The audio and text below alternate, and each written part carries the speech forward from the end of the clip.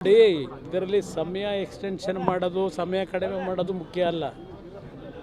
ಇದರಲ್ಲಿ ವಾಸ್ತವಾಂಶಗಳೇನಿದೆ ರಾಜ್ಯದಲ್ಲಿ, ಈ ವಾಸ್ತವಾಂಶಕ್ಕೆ ಪರಿಹಾರವಾಗಿ ಸರಿಯಾದ ರೀತಿ ಪರ್ಯಾಯವಾಗಿ ತೀರ್ಮಾನ ತಗೋಬೇಕಲ್ಲ.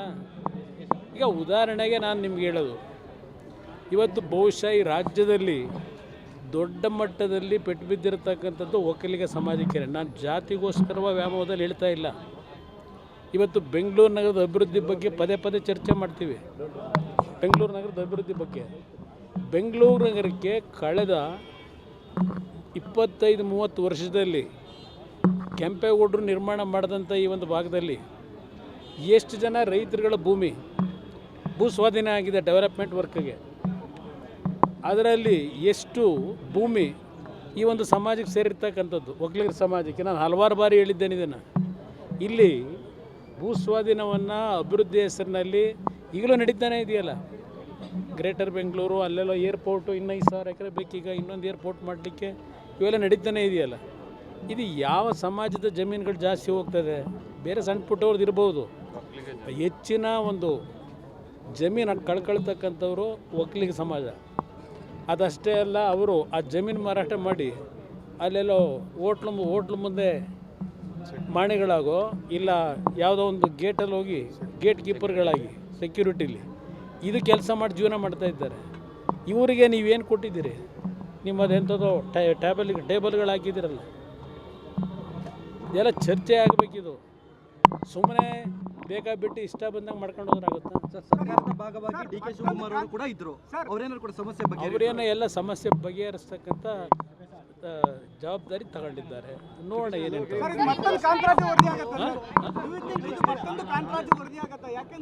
ನನ್ನ ಅಭಿಪ್ರಾಯದಲ್ಲಿ ಬ್ರದರ್, ಈಗಿನ ರಾಜ್ಯ ಸರ್ಕಾರದ ಮುಖ್ಯಮಂತ್ರಿಗಳು ಇಲ್ಲಿ ಕೆಲವು ನಡೀತಾಗಿರ್ತಕ್ಕಂಥ ಒಂದು ವಾತಾವರಣ ನೋಡಿದ್ರೆ ಇದು ಇನ್ನೊಂದು ಕಾಂತರಾಜು ಅಲ್ಲ, ಅದಕ್ಕಿಂತಲೂ ಕೆಟ್ಟ ರೀತಿನಲ್ಲಾಗುತ್ತೆ. ಇದರಲ್ಲಿ ಸಮಯ ಎಕ್ಸ್ಟೆನ್ಷನ್ ಮಾಡೋದು, ಸಮಯ ಕಡಿಮೆ ಮಾಡೋದು ಮುಖ್ಯ ಅಲ್ಲ.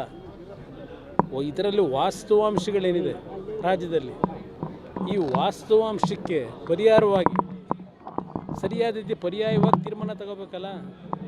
ಈಗ ಉದಾಹರಣೆಗೆ ನಾನು ನಿಮ್ಗೆ ಹೇಳೋದು, ಇವತ್ತು ಬಹುಶಃ ಈ ರಾಜ್ಯದಲ್ಲಿ ದೊಡ್ಡ ಮಟ್ಟದಲ್ಲಿ ಪೆಟ್ಟು ಬಿದ್ದಿರತಕ್ಕಂಥದ್ದು ಒಕ್ಕಲಿಗ ಸಮಾಜಕ್ಕೆ. ನಾನು ಜಾತಿಗೋಸ್ಕರವ ವ್ಯಾಮೋಹದಲ್ಲಿ ಹೇಳ್ತಾ ಇಲ್ಲ. ಇವತ್ತು ಬೆಂಗಳೂರು ನಗರದ ಅಭಿವೃದ್ಧಿ ಬಗ್ಗೆ ಪದೇ ಪದೇ ಚರ್ಚೆ ಮಾಡ್ತೀವಿ. ಬೆಂಗಳೂರು ನಗರದ ಅಭಿವೃದ್ಧಿ ಬಗ್ಗೆ, ಬೆಂಗಳೂರು ನಗರಕ್ಕೆ ಕಳೆದ 25-30 ವರ್ಷದಲ್ಲಿ ಕೆಂಪೇಗೌಡರು ನಿರ್ಮಾಣ ಮಾಡಿದಂಥ ಈ ಒಂದು ಭಾಗದಲ್ಲಿ ಎಷ್ಟು ಜನ ರೈತರುಗಳ ಭೂ ಸ್ವಾಧೀನ ಆಗಿದೆ ಡೆವಲಪ್ಮೆಂಟ್ ವರ್ಕ್ಗೆ.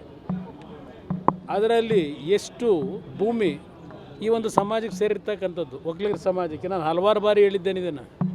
ಇಲ್ಲಿ ಭೂ ಸ್ವಾಧೀನವನ್ನು ಅಭಿವೃದ್ಧಿ ಹೆಸರಿನಲ್ಲಿ ಈಗಲೂ ನಡೀತಾನೆ ಇದೆಯಲ್ಲ. ಗ್ರೇಟರ್ ಬೆಂಗಳೂರು, ಅಲ್ಲೆಲ್ಲ ಏರ್ಪೋರ್ಟು, 5,000 ಎಕರೆ ಬೇಕೀಗ ಇನ್ನೊಂದು ಏರ್ಪೋರ್ಟ್ ಮಾಡಲಿಕ್ಕೆ, ಇವೆಲ್ಲ ನಡೀತಾನೆ ಇದೆಯಲ್ಲ. ಇದು ಯಾವ ಸಮಾಜದ ಜಮೀನುಗಳು ಜಾಸ್ತಿ ಹೋಗ್ತದೆ? ಬೇರೆ ಸಣ್ಣ ಪುಟ್ಟವ್ರದ್ದು ಇರ್ಬೋದು, ಹೆಚ್ಚಿನ ಒಂದು ಜಮೀನು ಕಳ್ಕೊಳ್ತಕ್ಕಂಥವ್ರು ಒಕ್ಕಲಿಗ ಸಮಾಜ. ಅದಷ್ಟೇ ಅಲ್ಲ, ಅವರು ಆ ಜಮೀನು ಮಾರಾಟ ಮಾಡಿ ಅಲ್ಲೆಲ್ಲೋ ಹೋಟ್ಲು ಮುಂದೆ ಮಾಣಿಗಳಾಗೋ, ಇಲ್ಲ ಯಾವುದೋ ಒಂದು ಗೇಟಲ್ಲಿ ಹೋಗಿ ಗೇಟ್ ಕೀಪರ್ಗಳಾಗಿ ಸೆಕ್ಯೂರಿಟಿಲಿ ಇದು ಕೆಲಸ ಮಾಡಿ ಜೀವನ ಮಾಡ್ತಾ ಇದ್ದಾರೆ. ಇವರಿಗೆ ನೀವೇನು ಕೊಟ್ಟಿದ್ದೀರಿ? ನಿಮ್ಮದೆಂಥದ್ದು ಟೇಬಲ್ಗಳು ಹಾಕಿದ್ದೀರಲ್ಲ, ಇದೆಲ್ಲ ಚರ್ಚೆ ಆಗಬೇಕಿದು. ಸುಮ್ಮನೆ ಬೇಕಾಬಿಟ್ಟು ಇಷ್ಟ ಬಂದಂಗೆ ಮಾಡ್ಕೊಂಡು ಹೋದ್ರಾಗುತ್ತಾ? ಸರ್ಕಾರದ ಭಾಗವಾಗಿ ಡಿ ಕೆ ಶಿವಕುಮಾರ್ ಅವರು ಕೂಡ ಇದ್ರು, ಅವರೇನಾದ್ರು ಕೂಡ ಸಮಸ್ಯೆ ಬಗ್ಗೆ ಅವರೇನೋ ಎಲ್ಲ ಸಮಸ್ಯೆ ಬಗೆಹರಿಸ್ತಕ್ಕಂಥ ಜವಾಬ್ದಾರಿ ತಗೊಂಡಿದ್ದಾರೆ. ನೋಡೋಣ ಏನೇನು.